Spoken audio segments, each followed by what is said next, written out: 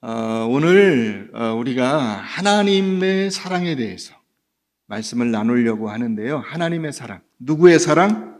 하나님의 사랑. 사람이 사랑에 관해서 가지고 있는 두 가지 오해가 있어요. 오해. 사랑을 제대로 이해하지 못한 거예요. 두 가지 오해. 첫 번째 오해는 뭐냐면 사랑을 둘이 서로 같이 하는 것이다. 이렇게 생각을 하는 거예요. 그 굉장히 큰 오해예요. 아마 여러분들 대부분이 다 그렇게 생각을 하고 계실 거예요. 사랑은 주고받는 것이다. 그건 인간적인 사랑이에요. 하나님의 사랑은 그런 사랑이 아니고 사랑의 모범은 그런 사랑이 아니에요. 그럼 어떤 사랑이 제대로 된 사랑일까요? 사랑은 내가 사랑하는 거예요. 누가 사랑하는 것이다? 내가 사랑을 하는 거예요. 그러니까 상대방이 내 사랑을 받아주면 감사하고 받아주지 않아도 상관없어요. 내가 사랑을 하니까. 만약에 그렇지 않으면 부모님의 사랑이 없겠죠. 아예. 왜냐하면 자식들 중에 어릴 때부터 부모님의 사랑을 잘 이해하고 그 부모님의 사랑에 제대로 반응하는 자식은 한 명도 없어요. 다 언제쯤부터 그 사랑을 아느냐? 철든 다음부터 알아요.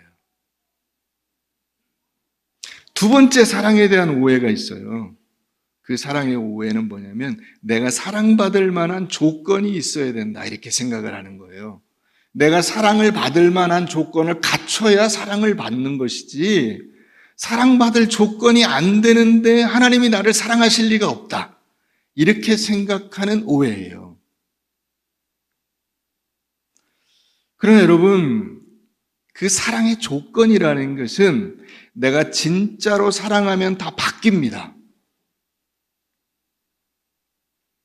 예를 들어서 여러분, 키 작은 사람을 사랑하면 키 작은 것이 무조건 좋아 보여요. 야무져 보이고 사람이 빈틈이 없어 보이고 똘똘해 보여요. 키가 큰 사람을 사랑하면 시원시원해 보이고 사람들과 같이 있을 때 자랑스러워 보이고 좋아요. 눈이 작은 사람을 사랑하면 날카로워 보이고 사물을 빈틈없이 볼 수 있을 것 같아요. 눈이 큰 사람을 사랑하면 시원시원해 보일 뿐만 아니라 사람이 착해 보이잖아요. 다 그래요. 사랑하면 조건이 달라지는 거야. 근데 그 조건을 자꾸 따지는 것은 내가 사랑하지 않으려고 하기 때문에, 사랑에 대해서 오해하기 때문에 그런 거예요. 성경에 보면 하나님의 사랑을 설명하는 그 예화가 나와요. 그게 뭐냐면 탕자의 이야기예요. 탕자가 그 아버지한테 재산을 달라 그래가지고 재산을 가지고 멀리 갔어요. 근데 아버지가 어떻게 하죠? 탕자가 오기를 날마다 기다려요. 아버지의 조건 없는 사랑이죠. 탕자는 사랑을 받을 만한 조건이 없어요. 아버지를 배반하고 아버지를 욕되게 한 아들이에요. 그런데 아버지는 무조건 사랑하는 거예요, 그 아들을. 이제 나중에 완전히 다 말아먹고 알거지가 돼서 굶어 죽게 생기니까 그때 아버지한테 돌아와요. 근데 돌아오면서도 이 탕자가 자기 자존심을 못 버렸어요. 그래서 뭐라고 하냐면 내가 아버지의 아들이라 일컬음 받음을 감당하지 못하겠사오니 이제부터 나를 아버지의 아들이라고 하지 마시고 품꾼의 하나로 저를 써주십시오. 이렇게 얘기를 해요. 품꾼 널렸어요. 뭐하러 그 아들을 받아요? 기분 나쁘게.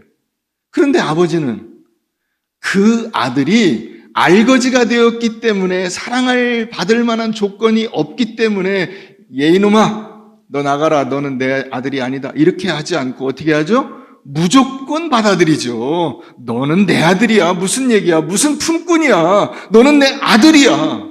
그래서 그 아들을 맞아들여서 그 신발을 신겨주고 손에 가락지를 끼워주고 목욕을 해서 좋은 옷을 입혀줘요. 그 얘기는 뭐냐면 아들이란 얘기예요. 아들의 지위를 다시 회복시켜주는 거예요. 이게 사랑이에요. 여러분, 그런 점에서 여러분들이 진정한 사랑의 의미를 아냐 하는 것을 오늘 우리가 재점검해 봤으면 좋겠어요. 인간에게 있어서 사랑이라는 것이 굉장히 중요해요. 뭐가 중요하다? 사랑. 어떤 사랑이 중요하냐면 내가 사랑을 받는다고 하는 것이 굉장히 중요한 거예요. 내가 사랑을 받는 존재다라고 하는 것이 인간에게 있어서 제일 중요한 문제예요. 그러니까 어릴 때 엄마가 딸에게 너는 내 사랑하는 딸이야. 난 네가 있어서 너무 기뻐. 아들에게 아빠가 넌 내 사랑하는 아들이야. 나는 네가 있어서 너무 기뻐. 라는 이야기를 듣고 거기에 대해서 확신이 생긴 아들이나 딸은 사랑에 대해서 문제가 없어요. 다른 사람들과 관계를 맺는데 아무 문제가 없어요. 근데 이게 확인이 안 된 아이들은 관계에 문제가 생기고 사랑의 갈급함을 채우려고 하는 그 공백이 생기는 거예요. 그래서 여러분, 다 그런 것은 아닌데 개 중에 가끔 그런 아이가 있어요. 나는 나중에 커서 연예인이 되고 싶어요. 나는 나중에 커서 스포츠 스타가 되고 싶어요. 재능이 있어서 그걸 발휘할 수 있다는 점에서는 그 희망에 아무 문제가 없지만 만약에 사랑을 받지 못했기 때문에 그 가슴에 뻥 뚫린 그 가슴을 채우려고 사람들로부터 관심과 사랑을 받는 그 연예인이 되고 스포츠 스타가 되겠다고 하는 것이라면 이건 문제가 생기는 거예요. 일생을 그 갈급함을 채우다 못해서 그 갈급함 때문에 죽는 거예요. 자, 오늘 여러분들이 옆에 이제 앉아 있잖아요, 아이들이. 한번 이야기해 주세요. 너는 내 사랑하는 아들이야. 너는 내 사랑하는 딸이야. 한번 이야기해 줘 보세요.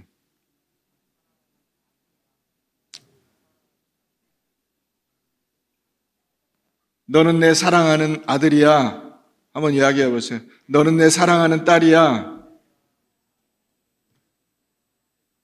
예, 아들과 딸이 아닌 분들은 뭐 할 수 없고, 예, 집에다 대고 하세요. 자, 한 번 더 하겠습니다. 난 내가 있어서 너무 기뻐. 예. 자, 부부가 아이가 없어요, 지금. 예, 그러면 부부간에 그 얘기를 해주세요. 당신은 나의 사랑하는 남편이야. 당신은 나의 사랑하는 아내야. 난 당신이 있어서 너무 기뻐. 우리 한번 옆에 있는 분들에게 이야기하겠습니다. 남편이 아니거나 아내가 아닌 분들한테는 하지 마세요. 하지 마세요. 아무한테나 하는 거 아니에요. 여러분, 오늘 이 요한복음 3장 16절에 하나님이 세상을 이처럼 사랑하셨다 이렇게 나와요. 누가 사랑하셨다고요? 하나님이. 누가 사랑했느냐 하는 것이 굉장히 중요한 거예요. 이 사랑에 있어서 누가 사랑했느냐 하는 것이 핵심이에요. 핵심. 언제부터 하나님이 우리를 사랑하셨는가? 에베소서 1장 4절 말씀에 보니까 곧 창세 전에, 언제? 세상을 만드시기도 전에 하나님은 이미 우리를 사랑하시기로 작정을 하셨다는 거예요. 창세 전에 그리스도 안에서 우리를 택하사 우리로 사랑 안에서 거룩하고 흠이 없게 하시려고 만드셨다. 이렇게 말씀하고 있어요. 이사야 49장 15절 말씀에도 보니까 여인이 어찌 그 젖 먹는 자식을 잊겠으며 자기 태에서 난 아들을 긍휼히 여기지 않겠느냐.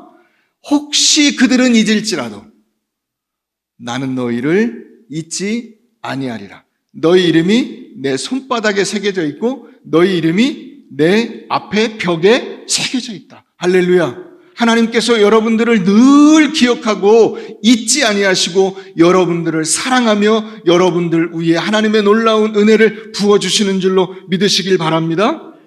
여러분, 이 하나님의 사랑은 중단되지 않는 사랑이에요.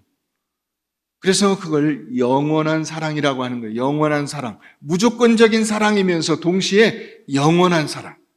이 하나님의 사랑이 어디에 나와 있느냐? 우리 로마서 5장을 한번 가보도록 하겠습니다. 로마서 5장 말씀, 신약 245페이지에 로마서 5장 한번 잠깐 펴보겠습니다. 로마서 5장 6절입니다. 6절. 다 찾으셨어요? 우리 6절부터 11절까지 같이 한번 읽겠습니다. 시작. 우리가 아직 연약할 때에 기약대로 그리스도께서 경건하지 않은 자를 위하여 죽으셨도다. 의인을 위하여 죽는 자가 쉽지 않고 선인을 위하여 용감히 죽는 자가 혹 있거니와 우리가 아직 죄인 되었을 때에 그리스도께서 우리를 위하여 죽으심으로 하나님께서 우리에 대한 자기의 사랑을 확증하셨느니라. 그러면 이제 우리가 그의 피로 말미암아 의롭다 하심을 받았으니 더욱 그로 말미암아 진노하심에서 구원을 받을 것이니 곧 우리가 원수 되었을 때에 그의 아들의 죽으심으로 말미암아 하나님과 화목하게 되었은즉 화목하게 된 자로서는 더욱 그의 살아나심으로 말미암아 구원을 받을 것이니라. 그뿐 아니라 이제 우리로 화목하게 하신 우리 주 예수 그리스도로 말미암아 하나님 안에서 또한 그렇죠. 여러분 사랑받으면 즐거워요? 아니면 슬퍼요? 즐겁죠. 사랑받으면 즐겁습니다. 이 하나님의 사랑이 있기 때문에 여러분 우리의 인생은 절대로 슬프지 않아요. 낙심할 이유가 없는 것입니다. 하나님께서 얼마나 우리를 사랑하셨냐? 그 아들까지 아낌없이 내어주셨다는 거예요. 아들을 희생시키고 우리를 받아들일 만큼 사랑하셨다는 거예요. 믿습니까? 자, 거기서 3장 뒤로 가서 로마서 8장을 우리 한번 가보겠습니다. 8장 31절 말씀. 로마서 8장 31절 말씀 한번 보겠습니다. 그런즉 이 일에 대하여 우리가 무슨 말 하리요? 만일 하나님이 우리를 위하시면 누가 우리를 대적하리요? 자기 아들을 아끼지 아니하시고 우리 모든 사람을 위하여 내주시니가 어찌 그 아들과 함께 모든 것을 우리에게 주시지 아니하겠느냐? 누가 능히 하나님께서 택하신 자들을 고발하리요? 의롭다 하신 이는 하나님이시니 누가 정죄하리요? 죽으실 뿐만 아니라 다시 살아나신 이는 그리스도 예수시니 그는 하나님 우편에 계신 자요 우리를 위하여 간구하시는 자시니라. 35절 다 같이 시작. 누가 우리를 그리스도의 사랑에서 끊으리요? 환난이나 곤고나 박해나 기근이나 적신이나 위험이나 칼이랴. 아멘. 여러분 하나님께서 나를 사랑하시면 그래서 그 사랑을 경험하고 나면은 우울함, 불안, 걱정, 미래, 자존감, 열등감 다 끝난 거예요.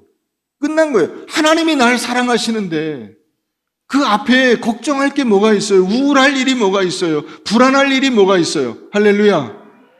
우리는 거기에 대해서 확신을 가져야 하는 것입니다. 하나님께서 나와 함께 하신다. 한번 따라해 보겠습니다. 하나님께서 나와 함께 하신다. 여러분 성경에 이 성경 이야기를 한마디로 딱 정리하면 뭐냐? 하나님께서 우리에게 말씀하시는 거예요. 뭐라고? 내가 너를 사랑한단다. 그 얘기예요. 이 전체는 다 그 얘기예요. 한번 따라해 보세요. 내가 너를 사랑한단다. 여러분 여러분들의 자녀에게 한번 이야기해 주세요. 사랑한다 아들아. 사랑한다 딸아. 내가 너를 사랑한단다. 그렇습니다. 여러분 하나님이 우리를 사랑하시는 줄로 믿으시길 바랍니다. 이제 그러면 우리가 그 사랑에 응답하며 살아가야죠. 응답의 첫 번째 방법. 하나님의 말씀을 듣는 거예요. 첫 번째 방법이 뭐예요? 하나님의 사랑에 응답하는 첫 번째 방법이 뭐예요?